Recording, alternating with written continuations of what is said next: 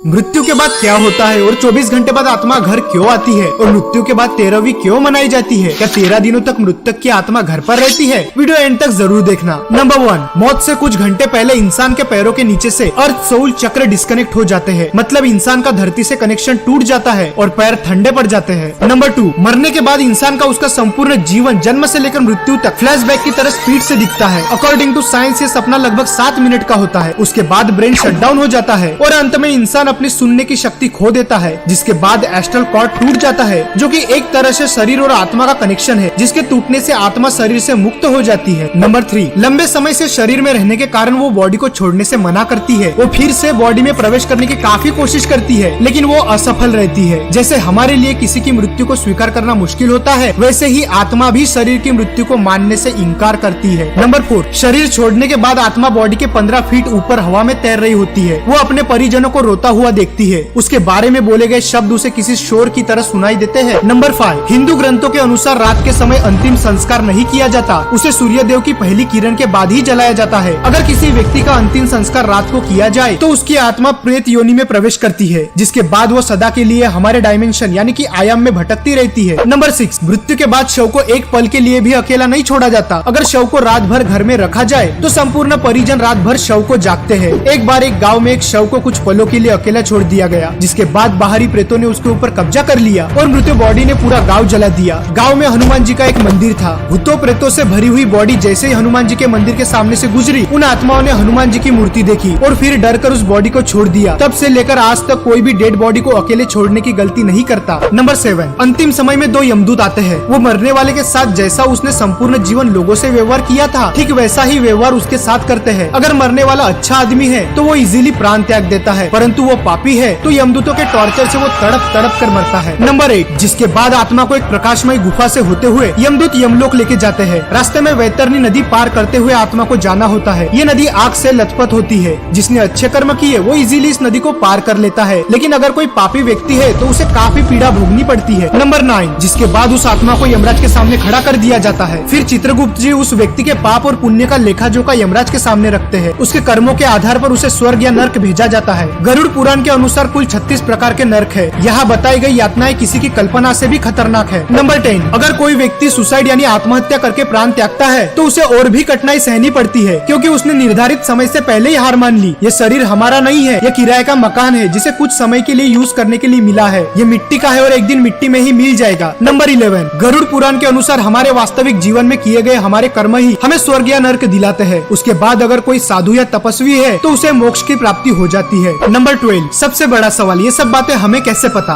गरुड़ देव जिनका बल अतुलनीय है, वे एक साथ 100 इंद्रों को पराजित कर सकते हैं। गरुड़ देव स्वर्ग से अमृत कलश लेकर उड़ गए थे, लेकिन उन्होंने अमृत पान नहीं किया। उन्हें बिना अमृत के ही अमरता प्राप्त हुई। ये वरदान उन्हें स्वयं श्री हरि नारायण ने प्रसन्न होकर दिया था। गरुड़ देव तो अमर है, उन्हें नहीं पता कि मृत्यु के बाद क्या होता है, इसलिए जिज्ञासावश उन्होंने श्री हरि नारायण से ये प्रश्न पूछा और इसी ज्ञान को हम गरुड़ पुराण के नाम से जानते हैं। भगवत गीता में श्री कृष्ण ने कहा था, आत्मा न तो पैदा होती है और न ही वह मरती है, वो तो सिर्फ वस्त्र की तरह एक शरीर से दूसरे शरीर में प्रवेश करती है। मृत्यु तो केवल शरीर की होती है, आत्मा की नहीं। ये जीवन मृत्यु का चक्र यूं ही चलता रहता है, इसीलिए don't die before you are dead, मरने से पहले कभी मत मरो। अंतिम समय में राम नाम सत्य है इसलिए कहा जाता है क्योंकि वही संपूर्ण जीवन का सार है। श्री राम ही सर्वश्रेष्ठ है, वही सत्य है। अगर वीडियो पसंद आए तो वीडियो को लाइक और चैनल को सब्सक्राइब जरूर कर देना।